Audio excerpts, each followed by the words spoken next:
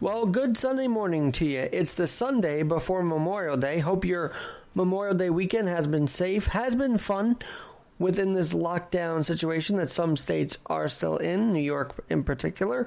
But today, and by the way, before I move further, be sure to email me if you have any questions or comments, alex.garrett21, alex.garrett21 and follow on social media, Alex G in NYC, Alex G in NYC on Twitter and Instagram.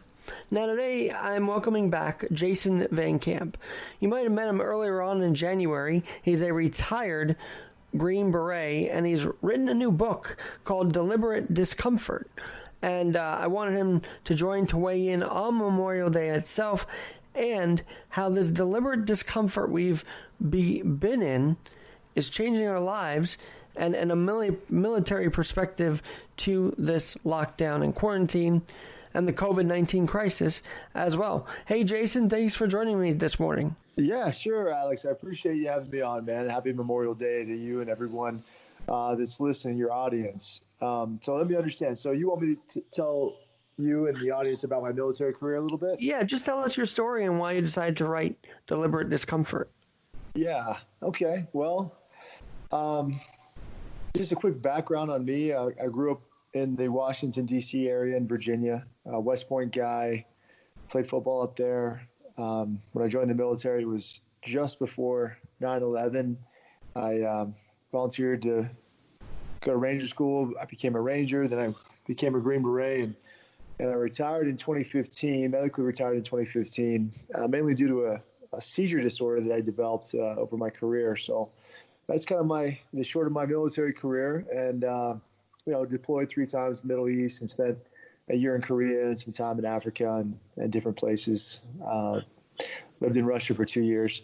So when I got out of the military, I asked myself the same question that a lot of veterans ask themselves, and almost every veteran asks themselves, like, now what? What am I going to do with myself? And my mother always used to tell me, kind of growing up, show me your friends and I'll show you your future. And I looked around at what my friends were doing, and some of them had jobs, and they were doing pretty good. They were grinding away and kind of climbing up the corporate ladder. And I looked at that and I said, okay. And some other friends were kind of being a little bit more like risk takers. They were starting their own businesses, and some of them were very, very successful. Only, 5 to 7 years out of the military, they were making millions of dollars.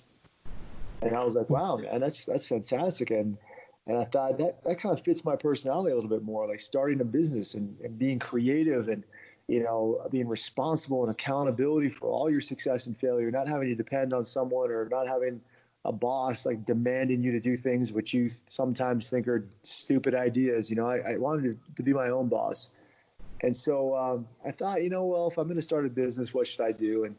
And I thought, I got to start something that I'm knowledgeable about and passionate about. And I was very knowledgeable about military and leadership and team building and that sort of thing. I did it for the last 20 years of my life, and then I was pretty passionate about, people, like helping people, being around a solid team of people. And so I got together with a lot of people that I worked with in my career, former commanders of mine, former peers, in the military, and some subordinates that worked for me, people that I just thought were just amazing, amazing people, amazing leaders, people that I wanted to be around and learn from. And I thought to myself, when I have kids, I want my kids to be around these people. And we started a business called Mission 60. And our first client ever was the NFL's New York Jets, and we sort of started working with a lot of NFL teams. And then we started getting our foot in the door with some Major League Baseball teams. And, of course, we work with a lot of corporate clients. And so that's kind of how the company grew, And when I first started the business, I worked with a lot of mentors and people that were kind of telling me, kind of leading the path for me and showing me the ropes and kind of telling me what to do. And one of the first things they told me was, almost everybody, they said, Jason, I don't know if you're going to succeed unless you have curriculum, unless you have material, unless you write a book. most everybody that succeeds in this industry, they always start with a book, and then they start to get contracts and clients and so forth. And I thought, yeah, that's good advice. I don't really have anything to write about right now. I'm going to have to gather some more stories and go from there. So I kind of did the opposite. And so in the back of my mind, I always knew that we needed to write a book, that contains the curriculum that we teach at Mission 60. And then eventually last year, I felt inspired enough to write this book and sort of shift our leadership training to specifically focus on getting comfortable being uncomfortable. And that was a message that really resonated with our audience.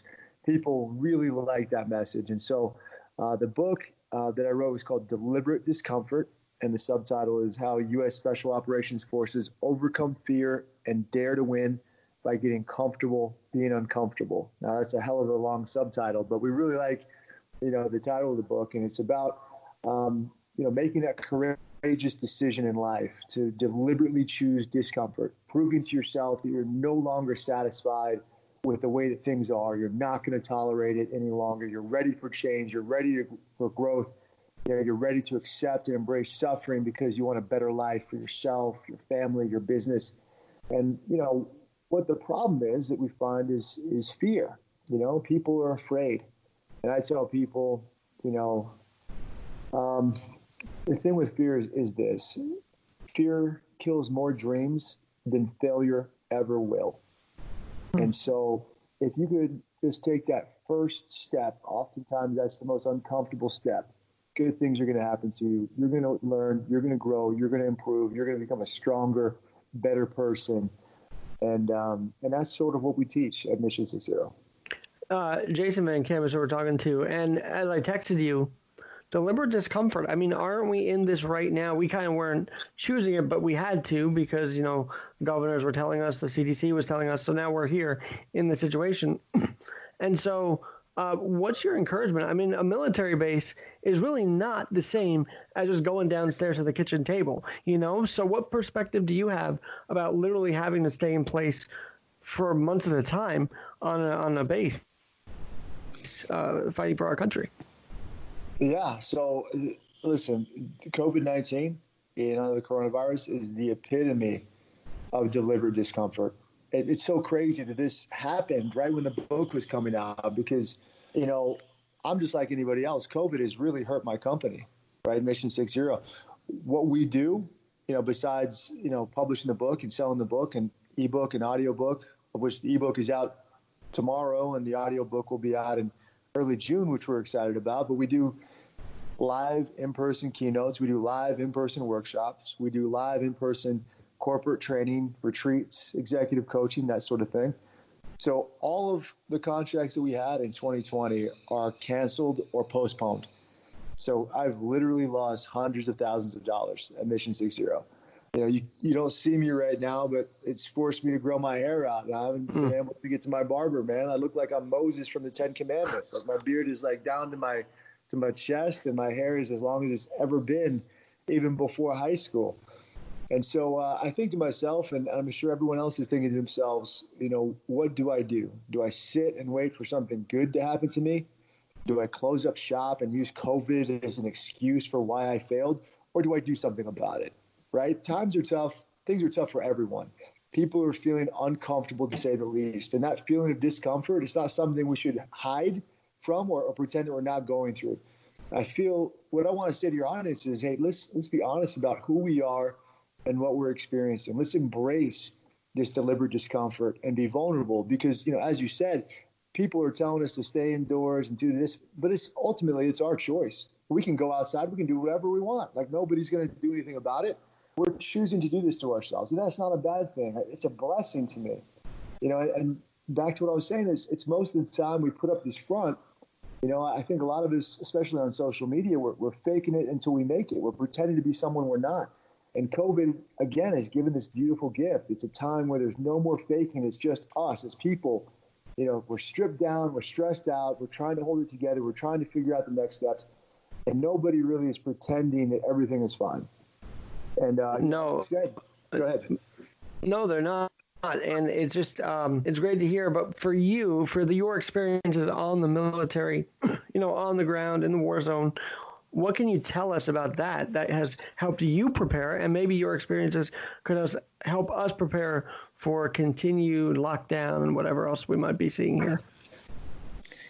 So I was a Green Beret, as I explained, right? And Special Forces commander. And after I earned my Green Beret and reported to my unit for the first time, I found out we were going to combat in just in a few weeks. And I would be leading this team of grizzled, battle-hardened Green Berets into battle. And that's as stressful, that's as uncomfortable an experience as you can imagine. And my commander told me right before he introduced me to my team, he said, "You're in command now.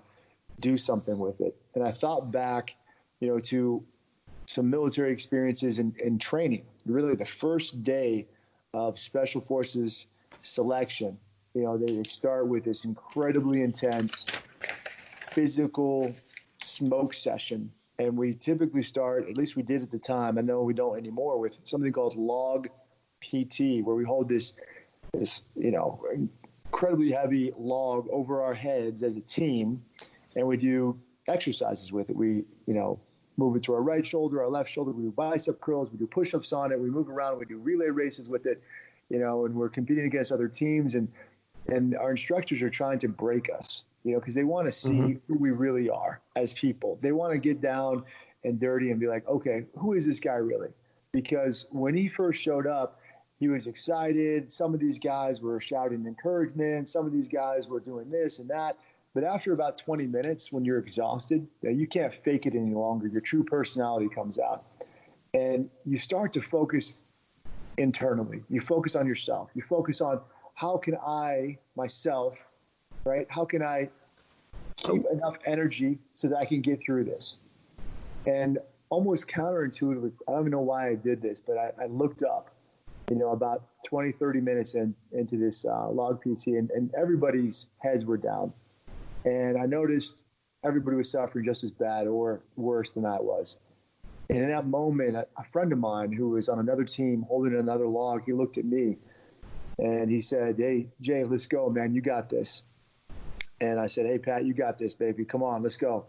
And all of a sudden, a few more people started lifting their heads up as well. And we started looking at each other. We started encouraging each other. We started inspiring each other, motivating each other, trying to get each other to go carry this log a little bit longer.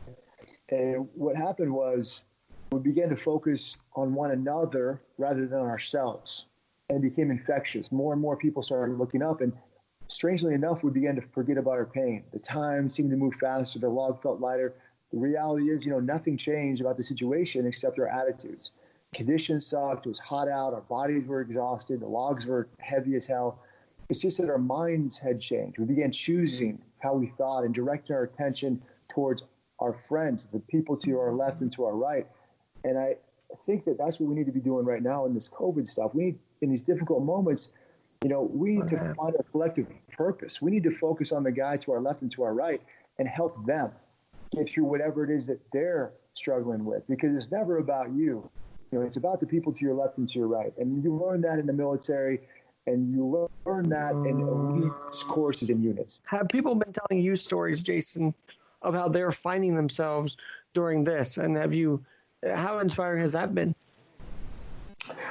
Yeah, man. So one of my clients told me right when this thing kicked off, they said, "Jason, we don't know if we're going to survive this thing. We're terrified. We might not have a company in 2 months." And I said, I beg to differ. I think you guys are going to be okay. And here's why.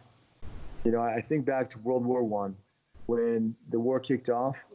Historically, in society, only men worked outside the home. Women did not. And men went to combat. The jobs that they were performing still needed to be done. And so women, for the first time, really stepped up and started working outside the home. And when the men got back from combat, they realized that women could do work outside the home just as well as a man can. And society changed forever. Women were now working, and I think to a lesser degree, that's what COVID is showing us. It's showing us, listen, when, for example, my client, after 2 months, they're going to say, "You know what? we're doing okay financially. We have product going out the door. Our customers are happy. Our employees are all working remotely from home, and we haven't skipped a beat. Everything is fine. And so what I think they're going to realize is once everything kind of settles down is, hey, why do we need an office? Why do we need a workspace? Like, we did just as well working from home remotely than we did, at an office.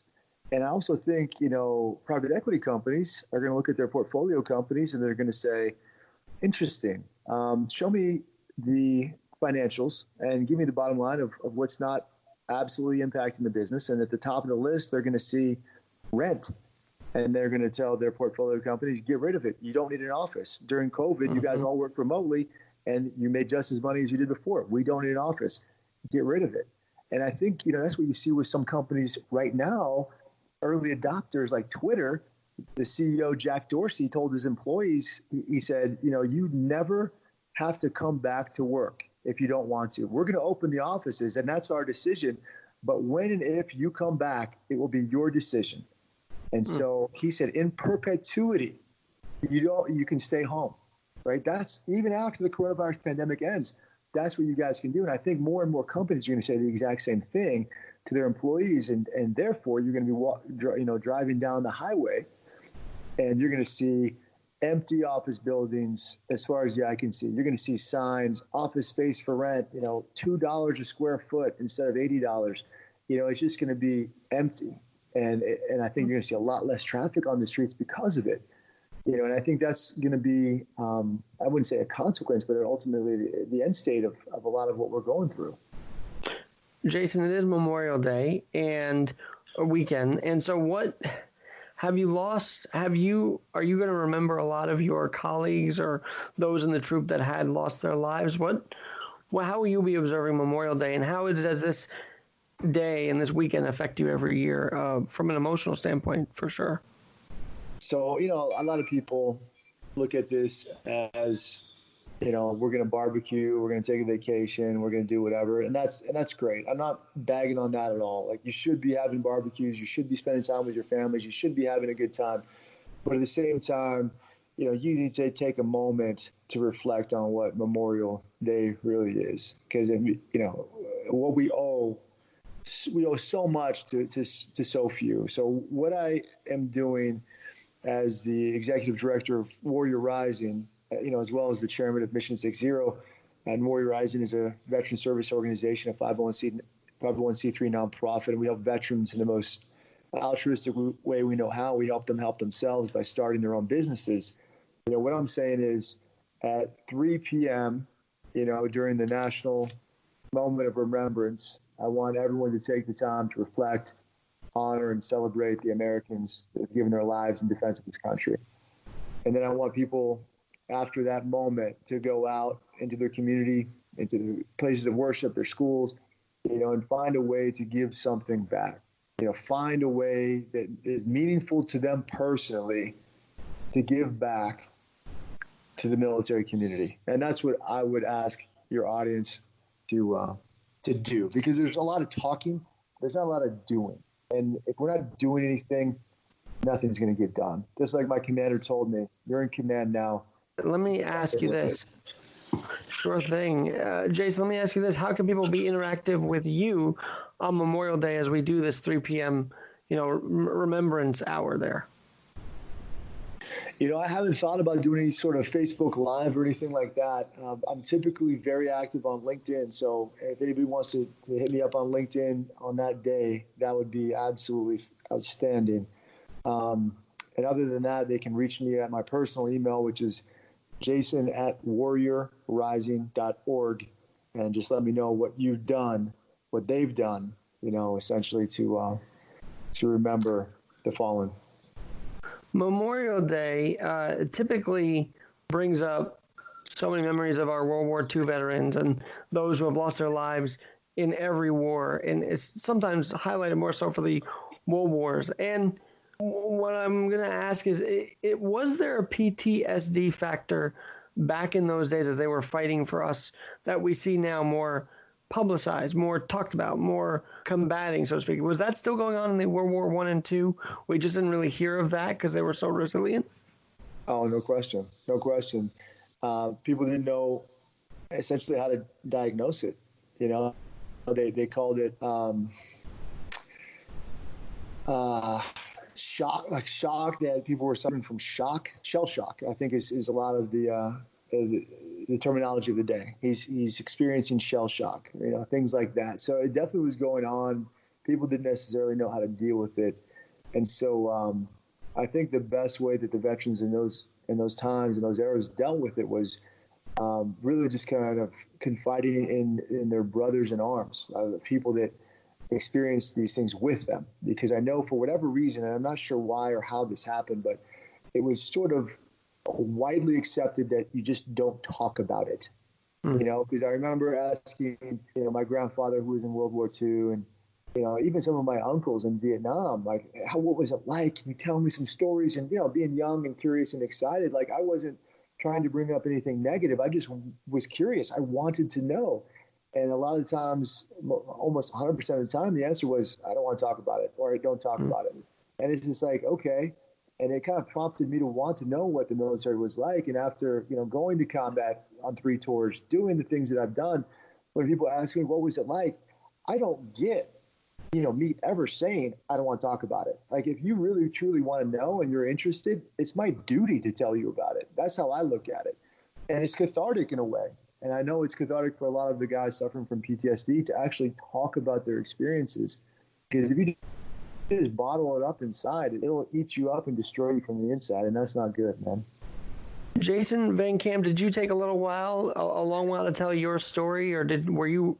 I'm sure it wasn't like all right, let me write this book right out of my wartime. I mean, it took a while for you also to open up, right? Yeah, when I tell people to get comfortable being uncomfortable, it doesn't have to happen like overnight or immediately. Like, to each his own. Like, when you're ready to get uncomfortable, then you're ready. If something traumatic happens to you, I can't show up like 10 seconds after and say, get over it. You know what I mean? Like, it takes some time to heal, and there's a process to this, and like your mind has to kind of come to terms and cope with it on your own timeline, And so the book that I wrote, Deliberate Discomfort, it doesn't really chronicle any of my wartime stories. It chronicles my experiences and the experiences of the guys on my team, handling deliberate discomfort up until the point where I deployed for the second time, first with the Green Berets. And so that's what the book is about, a lot of leadership, a lot of understanding how to get comfortable being uncomfortable from different perspectives of different veterans, along with a so what and a now what explanation from PhDs, researchers, experts, scientists on my team, and then a practical application with how we've taken this content, this curriculum, this material, and applied it to actual businesses, NFL teams, Major League Baseball teams, and so forth. I was going to ask you about the Super Bowl. How was that experience this year? I've been to 3 Super Bowls in my life.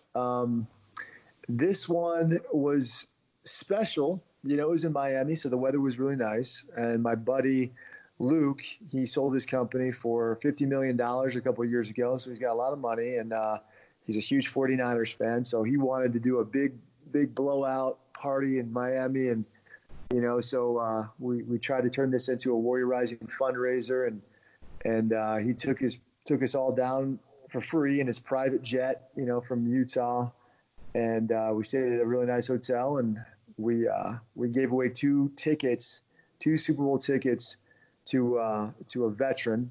Her name was Sarah Buentello. She was a Marine Corps, active duty Marine, divorced, mother of 2, in her late 20s, absolute sweetheart. And she was a huge Kansas City Chiefs fan. And so she took her little brother. And so Sarah and her brother came to the game, and we gave them 2 free tickets. And, I didn't go to the game. I gave them the tickets, and I just was outside the stadium waiting for everyone to be done. And it was a great experience. And it was a lot of fun. Everybody had a good time, except for Luke, of course, who was a 49ers fan, so he wasn't happy about it. But I think, regardless, it was a good experience. Jason, I know that you do have Warrior Rising, and by the way, what a Super Bowl that was! It was remarkable the way Mahomes willed that team to win for Kansas City. That was awesome.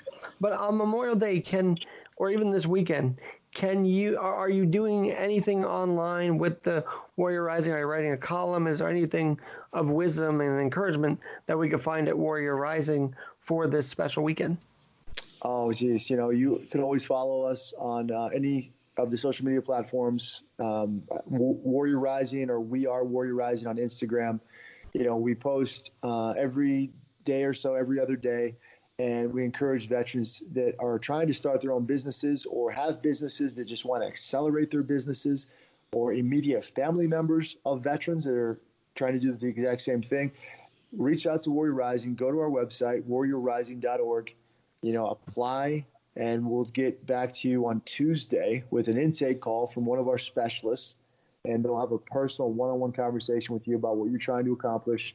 And other than that, we're not doing anything in particular as special this weekend, but we are posting a lot and just encouraging people to remember and to enjoy the weekend with their families.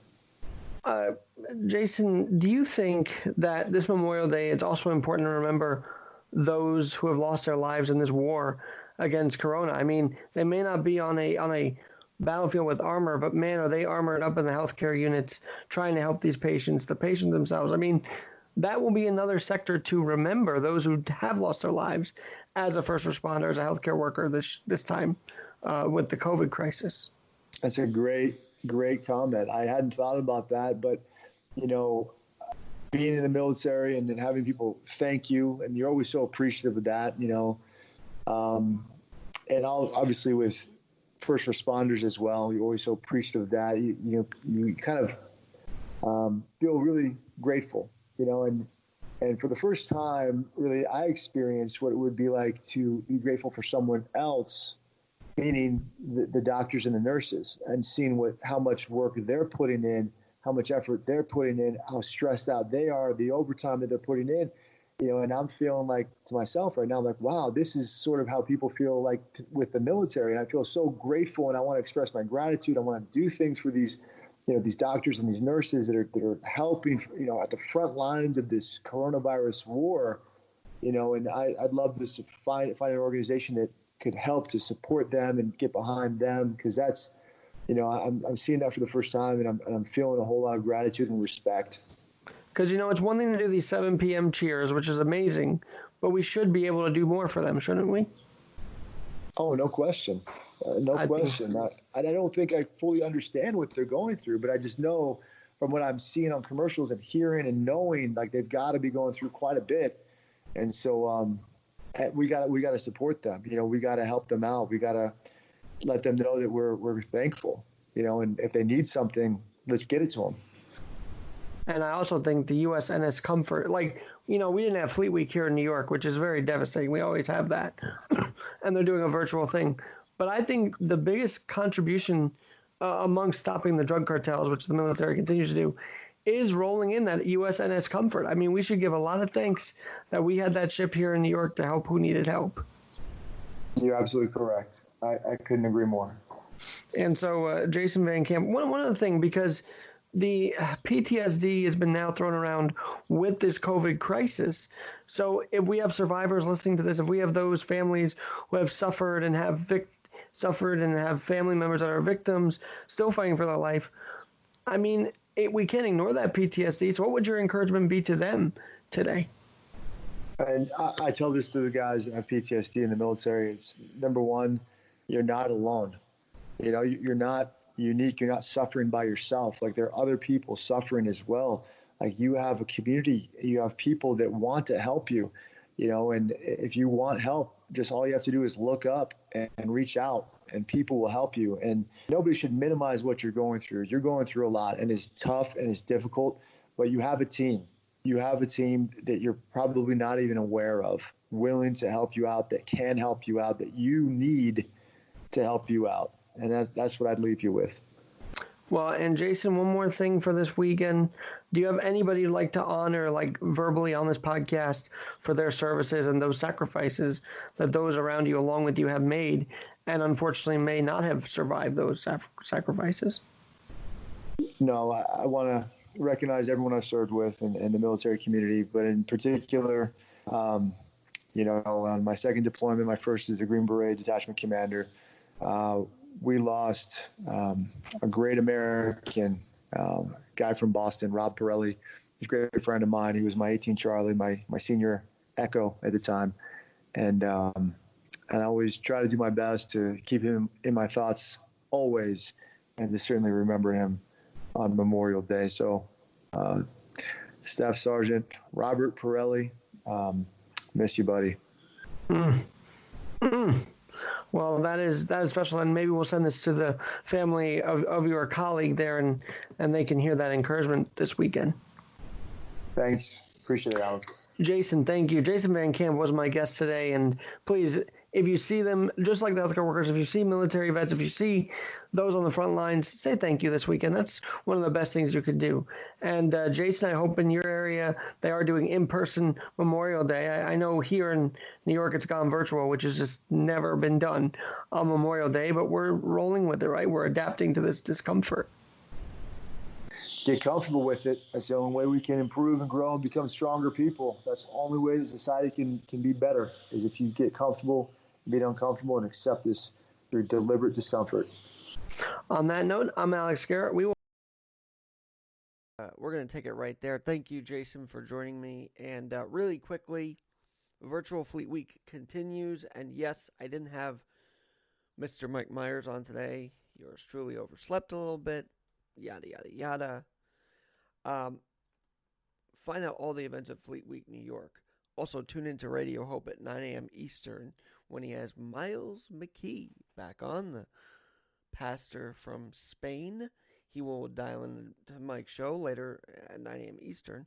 But I want to tell you one thing about today that you might want to look out for on social media and Fleet Week New York. At Fleet Week NYC, also on Twitter. The U.S. Marine Corps Air Show demo. That's right, the air show, virtually, but it'll be on there. And if you're interested, you might want to take a look at that, as they do continue that tradition one way or another. By the way, Alex G in NYC is my Twitter, Alex G in NYC, and alex.garrett21 is my email. Join us after 10 a.m. because I have Captain Cornicelli from Veterans for a More Responsive Government. He will continue the Memorial Day coverage after Mike Myers does his thing at 9 a.m. Eastern. Tune him in. I'll talk to you soon.